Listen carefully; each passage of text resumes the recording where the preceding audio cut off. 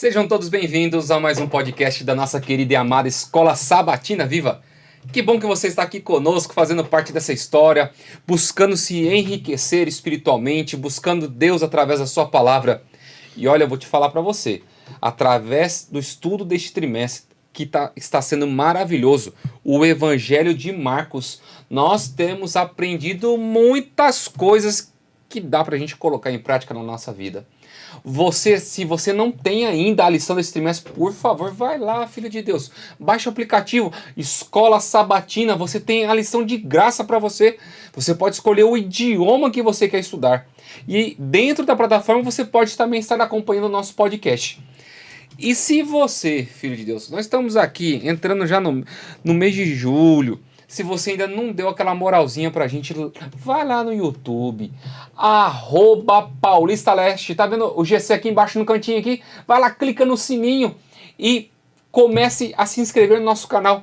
Faça a diferença, fique por dentro, principalmente do conteúdo da nossa associação, que nós temos muita coisa para oferecer para você, tá bom? Mas se você quiser também nos seguir nas redes sociais do Instagram, vai lá, filho de Deus. Clica lá, começa a seguir mips.apl, tá vendo aqui no cantinho? Vai lá, começa a seguir e você vai ficar por dentro de todo o conteúdo da Escola Sabatina. Muito bem, nós estamos aqui com a lição 2 do nosso trimestre do Evangelho de Marcos. E nós temos uma lição muito importante que é um dia no ministério de Jesus.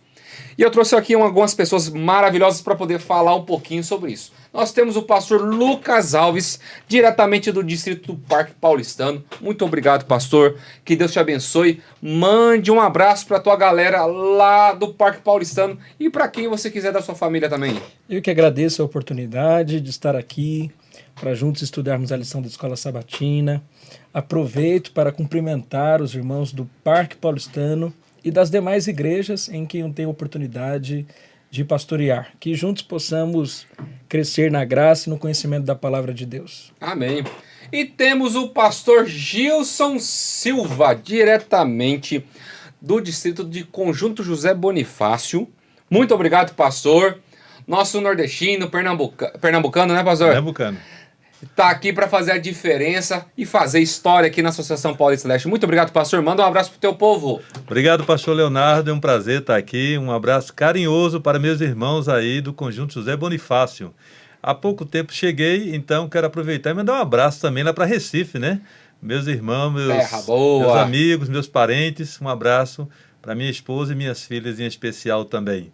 Deus abençoe a todos. Amém. Vamos dar início ao estudo da palavra de Deus, ok? Vamos pedir a direção de Deus nesse momento. Pastor Gilson, o senhor pode orar para nós nesse momento? Sim, pastor. Vamos orar. Grande Deus, muito obrigado pelo privilégio que temos de, neste momento, estudar a Tua palavra. É maravilhoso, Senhor, saber que o Espírito Santo está aqui conosco, nos dando discernimento, sabedoria, conhecimento, para podermos nos aprofundar nesse estudo. Que Tu nos dirija, nos abençoes, em nome de Jesus. Amém. Amém. Verso para memorizar, Marcos capítulo 1, verso 17. Jesus lhes disse, venham comigo, e eu farei com que sejam pescadores de gente, de homens. As pessoas têm um costume de pensar que o Evangelho, as boas novas, é só você falar, pensar em Jesus, pensar nas suas benfeitorias. Mas o Evangelho é muito mais do que você pensar, é você agir. Como que será que nós podemos passar para as pessoas, pastores, o que é um dia no ministério de Jesus? Passar um dia nesse ministério. Podem ficar à vontade. Vai lá, pastor Gilson. Que privilégio, né? Que privilégio experientes. passar um dia com Cristo, né? E a gente pode perceber, pastores aqui presentes e amigos também que estão aí nos acompanhando, de que realmente deve ser cativante, deve ser maravilhoso passar esse dia com Jesus. E esse dia com Cristo aqui, que o livro de Marcos nos apresenta, é um dia especial, é um dia em que ele vai buscar fazer discípulos. Jesus deseja, tem um plano em sua mente, Jesus quer evangelizar, Jesus quer transmitir, mostrar o Pai, e para tanto, ele então chama pessoas, faz um chamado a 4 pessoas em especial nesse primeiro dia para poder compartilhar todo o seu conhecimento, todo o evangelho, a fim de que eles possam transmitir. Eu destaco uma coisa interessante, embora o tema seja um dia no ministério de Jesus, quando a gente estuda detidamente o texto aqui apresentado, a gente vai falar sobre o sábado, né? Como é passar um sábado na presença de Jesus. E muita coisa aconteceu nesse sábado, né? Não apenas a gente tem aqui o chamado aos discípulos, mas a libertação de um homem possesso, temos também Jesus instruindo a outros lugares onde o evangelho deveria ser pregado, a cura de um leproso, a cura da sogra de Pedro. Então a gente vai perceber aqui várias nuances daquilo que Cristo realizou nesse dia. E eu imagino que, assim como é bonito ver, nós também precisamos experimentar um dia com Jesus. Eu acho que esse é o convite da lição que estudamos nesta semana. É verdade. Quer complementar, pastor? Sim, pastor. Vejam, perceba bem, o Evangelho de Marcos ele foi escrito especialmente para as pessoas que que estavam vivendo uma crise, né? Eles estavam sendo perseguidos ali depois de tudo que aconteceu, Nero culpando eles, né, por conta da questão do fogo e etc. Então era um momento difícil, de sofrimento, de dor para aquelas pessoas. Então Marcos, é interessante que ele apresenta Jesus começando seu ministério justamente aonde? Em Cafarnaum. A palavra Cafarnaum significa consolo. Jesus quer apresentar um consolo e um conforto para todas as pessoas que estão passando por momentos difíceis, momentos de sofrimento, justamente por ter aceitado seguir a Ele. E onde nós entramos para a parte de domingo, que você vai vendo Jesus, você passar um dia no ministério de Cristo, envolve você começar agora a tomar uma decisão de segui-lo. E você vê aqui na parte de domingo falando sobre o chamado, né, que houve para Pedro e André, 2 irmãos pescadores, aonde Jesus diz para eles assim: olha, você não vai ser mais pescador de homens, de peixes, mas eu quero que vocês sejam pescadores de homens. Existe uma obra muito grande sendo preparada para a vida de vocês. Às vezes nós não temos, não entendemos a dimensão do chamado de Deus para a nossa vida. O que Ele pode fazer por nós e através de nós. Sobre você seguir a Cristo, esse chamado que Deus faz para sermos pescadores. O que nós podemos falar para os nossos professores, os nossos alunos, a respeito sobre esse chamado extremamente especial de Deus? O que me chama a atenção aqui, pastor Leonardo, é que o chamado de Jesus, o autor deixou bem claro, foi simples, direto e profético. Às vezes a gente lança muitas conjecturas, né, muitas ideias do chamado, do que é o discipulado, mas Jesus explica de uma forma muito simples que o chamado é aceitá-lo. E eles o fizeram, aceitaram esse convite, porque eles ouviram de João Batista de que de fato Jesus era o Cordeiro de Deus. E ao reconhecerem Jesus como Filho de Deus, o enviado de Deus, eles voluntariamente aceitaram este chamado. É simples, foi direto, né? Ele falou a Pedro, a André, a João, a Tiago. Mas por que profético? Eu diria porque também é um chamado que Cristo faz a cada um de nós. Nós também somos convidados a renunciar muitas coisas, como eles também renunciaram, para seguir Jesus. Eu sei que o pastor Gilson vai comentar um pouco mais, mas eu destaco aqui estas 3 palavras. O chamado é simples, direto e profético. Perfeito, pastor. Realmente é isso aí. Esse foi. Eu de fato, ficava pensando como é que Jesus chamou e eles de imediato aceitaram. Parece até que foi uma aceitação no calor da emoção, né? Mas quando a gente estuda um pouquinho a Bíblia, a gente percebe, a lição esclarece aí, que eles já conheciam a Cristo através do ministério de João Batista. Na verdade, eles já eram discípulos de Jesus, mas eles estavam ali com João Batista, né? Mas porque João Batista apenas apresentava quem? A Cristo. Então eles eram discípulos. E Cristo agora, sabendo disso, os chama. E é interessante que eles são capazes de deixar tudo. Então, esse chamado tem a ver com abnegação, tem a ver com sacrifício, sabe? Discipulado, o discípulo, ele tem que ter o foco em Cristo e não nele mesmo. Muitas vezes nós nos preocupamos com o calor, com o sol, com isso, com aquilo, mas quando Cristo de fato nos chama e quando nos sentimos chamados para ser seu discípulo, a gente deixa tudo para trás. É isso, pastor Leonardo, que eu percebo aqui na lição. Eu acho interessante porque quando a gente começa a entender o chamado de Deus, a gente começa a abandonar tudo. Tudo que a gente tinha. Verdade.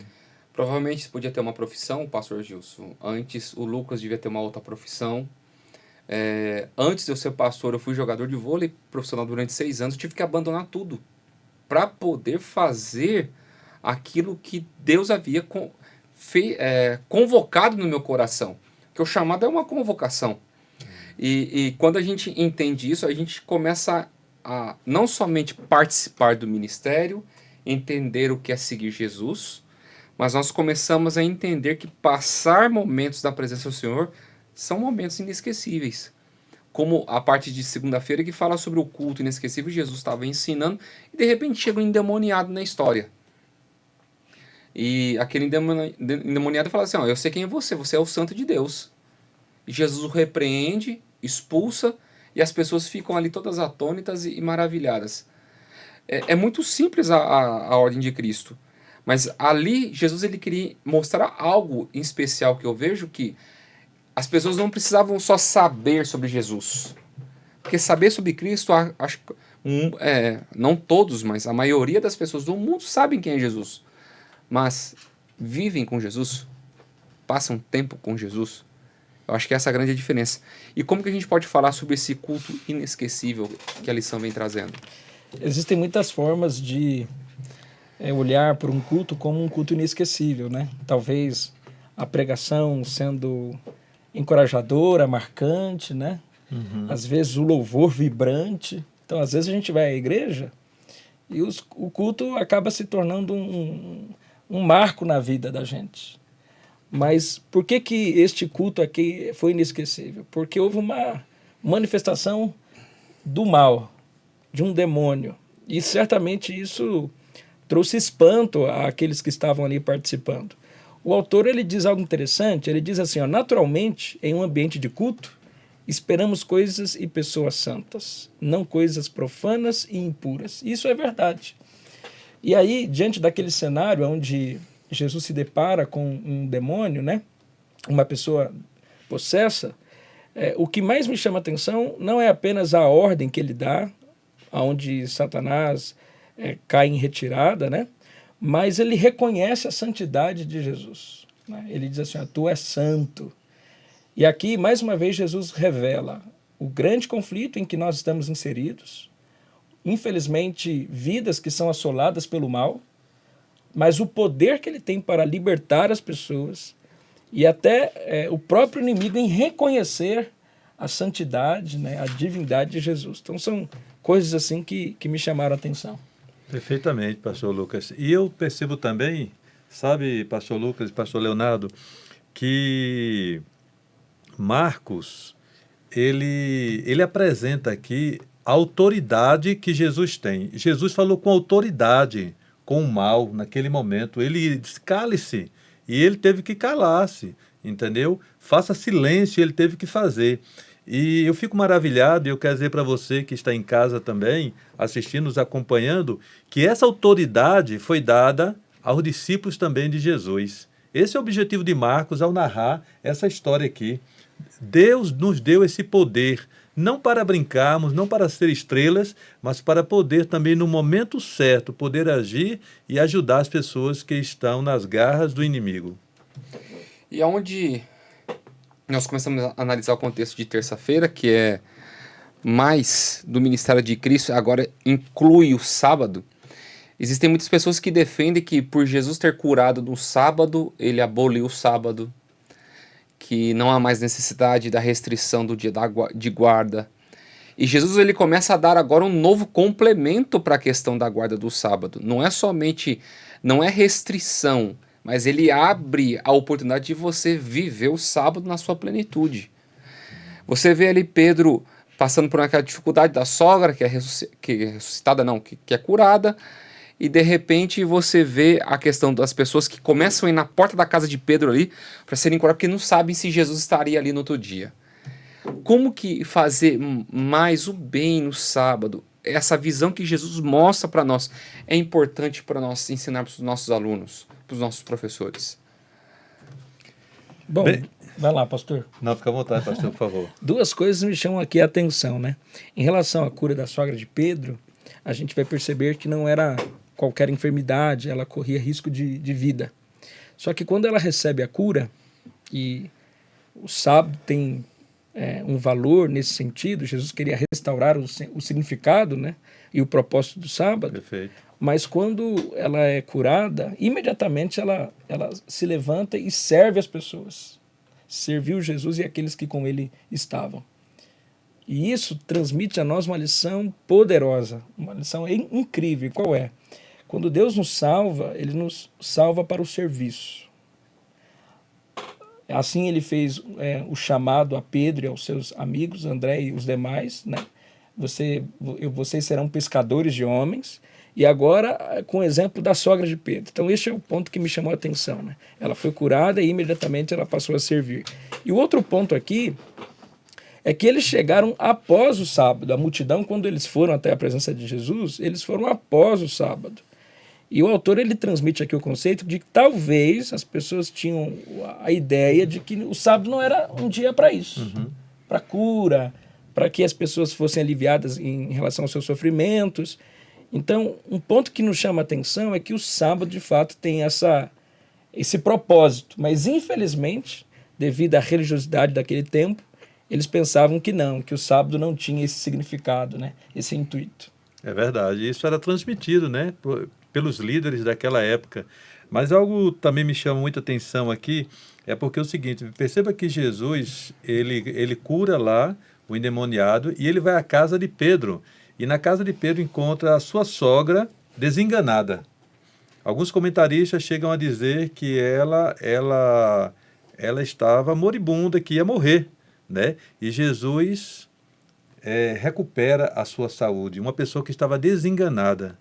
E todos nós, em algum momento, estivemos desenganados também. O mal queria nos destruir, o mal queria acabar conosco, mas o Senhor veio e nos deu esperança. Então a gente não pode desistir. Talvez muitos daqueles que estavam vivendo aqueles dias, para quem Marcos escreveu, também estavam desenganados, achando que tudo tinha acabado, né? E que agora era o fim. Mas a mensagem apresentada é que eles não se desenganassem, né? E outra coisa interessante também, que eu percebo nessa parte da lição, é que devemos cuidar do nosso próximo. Devemos cuidar daqueles que estão sofrendo. É o nosso dever, a nossa obrigação poder estender a mão para aqueles que estão aí. E Jesus, quando faz o chamado também para os discípulos, para ser discípulo, perceba que ele não faz discriminação.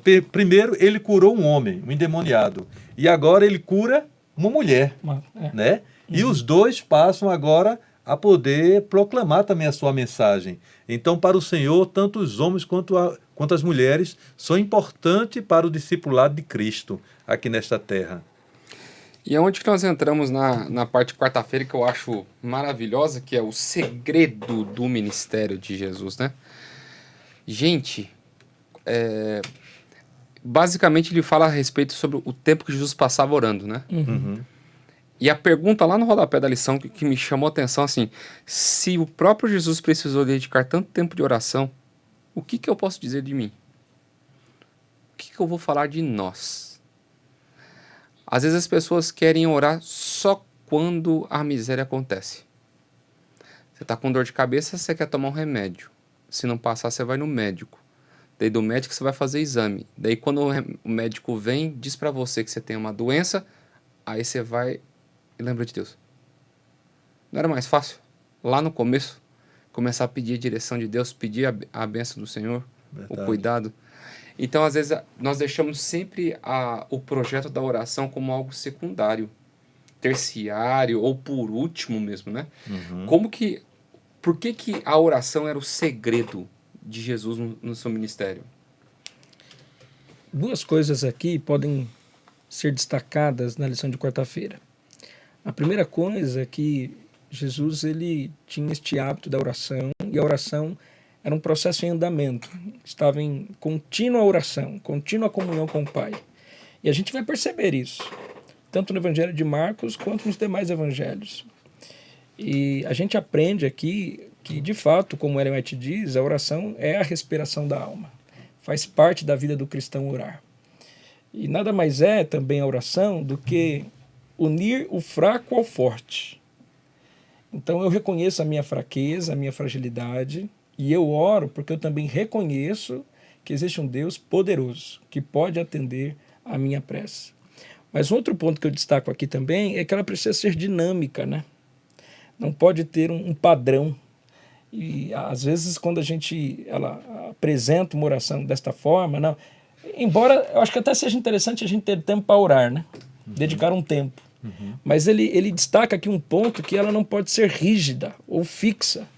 Ela tem que partir de um coração regenerado, um coração suplicante, que se humilha diante de Deus, que não está preocupado com o tempo, que não está preocupado com as palavras, as formas em que elas serão apresentadas, mas eu diria até mais, né? A oração seria um ruído da alma, né? Uma expressão íntima do nosso ser. Então, são esses dois pontos que eu destaco aqui em relação ao segredo, né? O segredo do ministério de Jesus é a oração, com certeza. Legal, pastor. Estou inspirado a falar desse tema aí. Louvado seja Deus.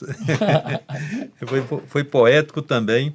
É interessante que Jesus ele também está ensinando aos seus discípulos como viver a vida, como viver o dia a dia. Então perceba, depois de um dia exaustivo que ele teve, a primeira coisa que ele fez foi descansar. Ele descansou. E diz que muito cedo ele despertou de madrugada para ir orar. Sabe, queridos, o Senhor está me ensinando, está nos ensinando de que nós não sabemos o que vai nos acontecer durante o dia. Para nós, o dia é desconhecido. E a gente não pode sair, né, uma expressão que a gente usa lá no Nordeste, calça curta, né, não podemos sair de calça curta para a batalha. A gente precisa se armar, a gente precisa se preparar. E nada melhor do que estar em comunhão com o Senhor para que Ele nos direcione, para que Ele nos dê força para as dificuldades, as batalhas que iremos enfrentar ao longo do dia. Então, a oração é algo básico para todo discípulo. E quando a gente vai se aproximando aqui da questão da lição, na parte de quinta-feira, você vê Jesus como um homem de oração, ele fazendo chamada para o povo. E você vê como, o ser humano tendo as suas necessidades e indo até Jesus. Esse texto de Marcos capítulo 1, verso 40 a 45, do leproso que chega até Cristo. Eu acho essa história tão fantástica. Para mim, ela tem uma profundidade tão grande. Porque em vários momentos eu passei dificuldades de saúde com a minha mãe. E minha mãe, ela tem hanseníase. E é uma doença muito difícil, complicada de se controlar, às vezes. É por processos hoje de... É tipo de uma quimioterapia que a pessoa precisa fazer para poder ter a cura. Tem cura, mas o processo de tratamento é longo, né? E eu me lembro de uma das vezes, minha mãe falando, perguntando para mim, mas por que eu estou passando por isso? Falei, mãe, você lembra a parábola do leproso? A parábola não, o acontecimento do leproso? Ela falou sim. Você lembra da pergunta que ele fez? Senhor, se quiseres, o Senhor pode me curar. Às vezes a gente pergunta por que eu passo por isso, por aquilo outro, dificuldade nisso, naquilo outro. Mas será que eu já parei para perguntar para Deus, Senhor, é da tua vontade que isso saia da minha vida? É para eu poder me fortalecer? Ou é para outra coisa? Eu era pastor auxiliar na região leste de São Paulo, e um dos diretores do grupo, ele tinha um problema crônico de rim, que ele precisava de um transplante. E por 2 vezes quando ele chegou na mesa de transporte, o médico que foi retirar o órgão da pessoa falecida cortou a artéria muito curta e não deu para poder fazer o transplante. E a outra, ele chegou atrasado e perdeu o transplante.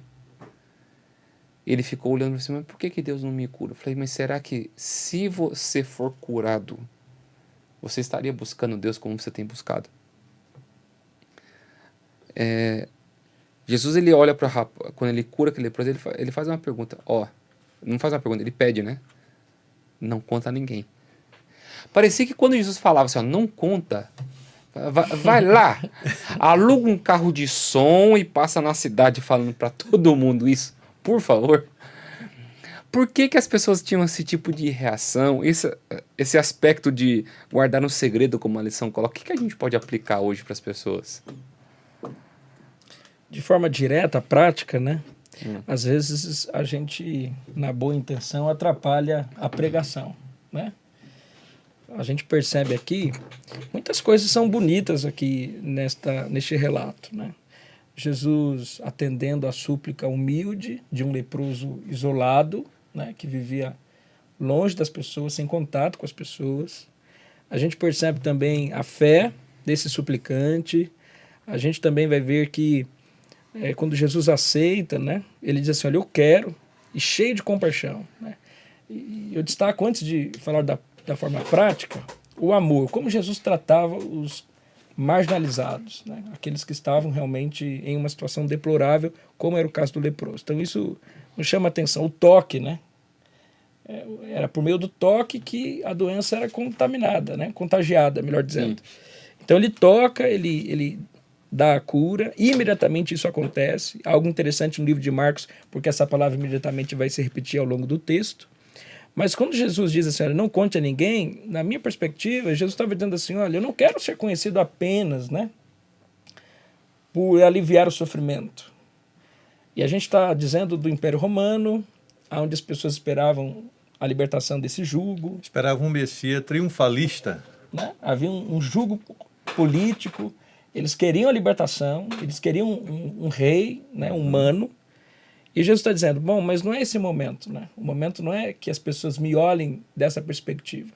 Na prática, pastor Leonardo, eu percebo que a gente acaba desobedecendo esse segredo messiânico, esta orientação de Jesus, quando no meu ímpeto de levar o evangelho para as pessoas, eu acabe fazendo alguma coisa que atrapalhe o processo.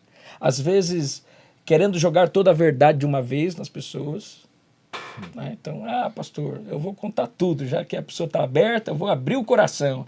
E a gente percebe, né, ao longo da lição que a palavra de Deus ela se revela de forma progressiva, né, para que as pessoas entendam e tenham um tempo de se habituar à verdade, viver a verdade. E outras formas, né, às vezes nós somos um pouco rígidos e a nossa religiosidade também atrapalha. Né? E quando eu digo religiosidade, são coisas que a Bíblia não apresenta, né? Até o sábado para eles era um peso quando a gente estuda aqui. Então, às vezes, a maneira como a gente comunica o Evangelho acaba distanciando as pessoas de Jesus. Então, esse é um ponto aqui que a gente precisa refletir.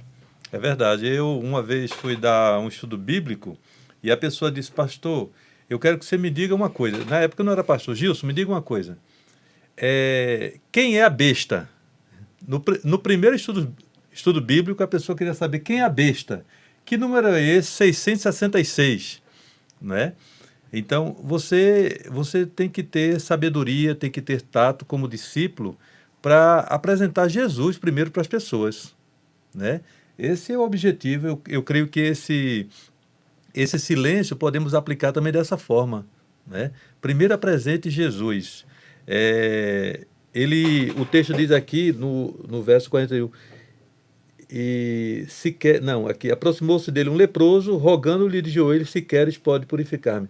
Jesus profundamente compadecido. Essa é uma atitude de amor de Jesus. Né? Ele se compadeceu da situação daquela pessoa que estava enferma.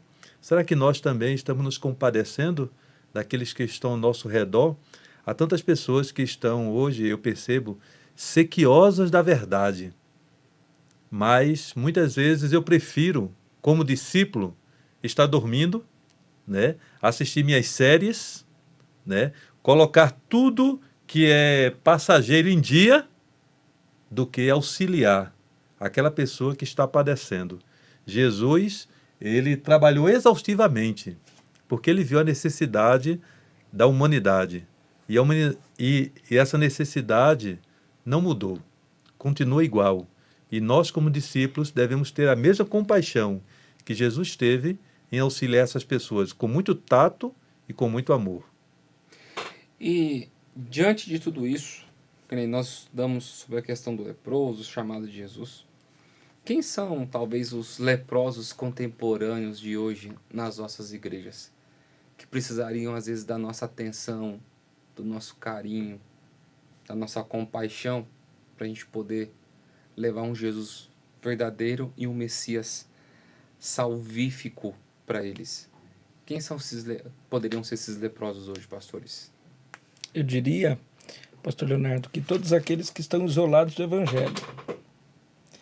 Às vezes, como cristãos, a gente se prende ao círculo da fé.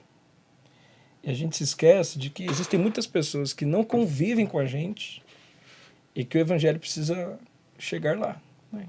Então você vê pessoas presas nos seus vícios, né? Algumas pessoas, por exemplo, existe muito essa questão de tribos urbanas, né? E a gente percebe que cada um tem o seu nicho, cada um tem a sua experiência, a sua forma de enxergar o mundo. E às vezes a gente percebe que existe uma dificuldade, uma barreira entre nós cristãos e essas pessoas. Então, eu acho que o Evangelho precisa chegar aonde realmente há necessidade. Não só quem precisa de um pão, não só quem precisa de roupa, né? Mas a gente vive, por exemplo, em São Paulo. Quantas pessoas existem hoje com um mundo diverso, né? Vários estilos musicais, esportes, pessoas...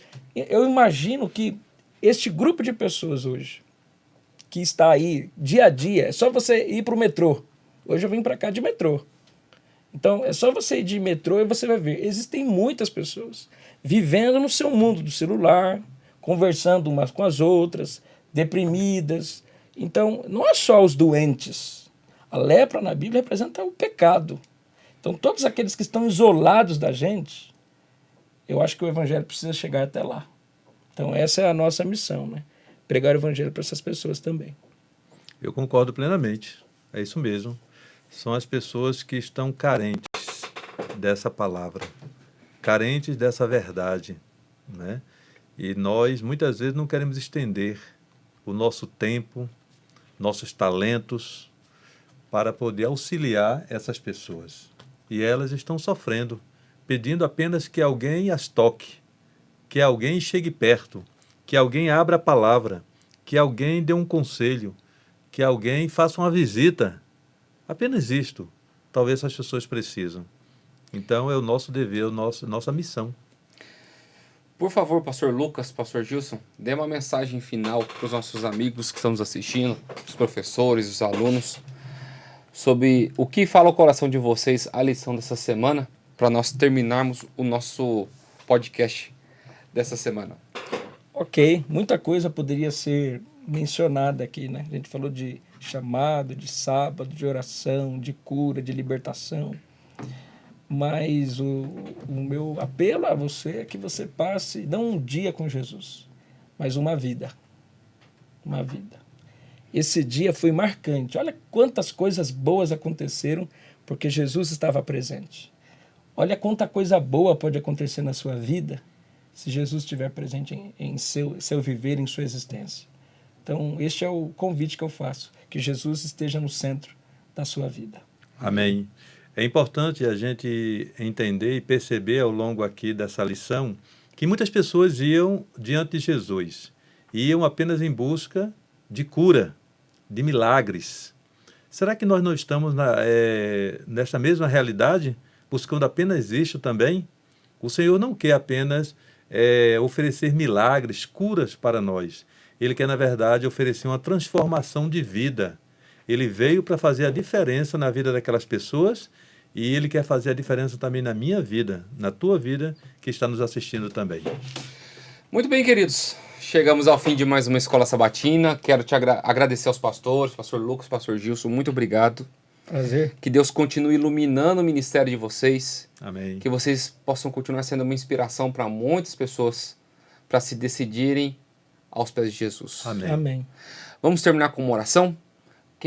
No começo foi o pastor Lucas, né? Não foi o Gilson. Foi o Gilson. Pastor Lucas, por favor, Ok. termina com a bênção nesse momento para nós. Querido Deus, nós te agradecemos pelo privilégio de estudarmos a tua palavra. E hoje somos convidados a fazer de Jesus o nosso Senhor e Salvador. Amém. Amém. Ajuda-nos em nossa caminhada cristã a cada vez mais nos parecermos contigo e a sermos pescadores de homens. Amém. Se existe alguém que esteja nos ouvindo, assistindo, que ainda não conhece ou não experimentou a graça maravilhosa de Jesus, que esta pessoa possa vivê-la, experimentá-la. E assim sendo, Senhor, ser um discípulo vivo de Cristo Jesus. Amém. É o que nós te pedimos por Jesus. Amém. Amém. Amém. Bem, queridos, chegamos ao fim. Que Deus te abençoe, te proteja, que você siga esse ministério de Cristo e tenham momentos memoráveis na presença do Senhor Jesus. Amém. Até a próxima semana, que Deus te abençoe e até o próximo dia, se Deus quiser. Amém.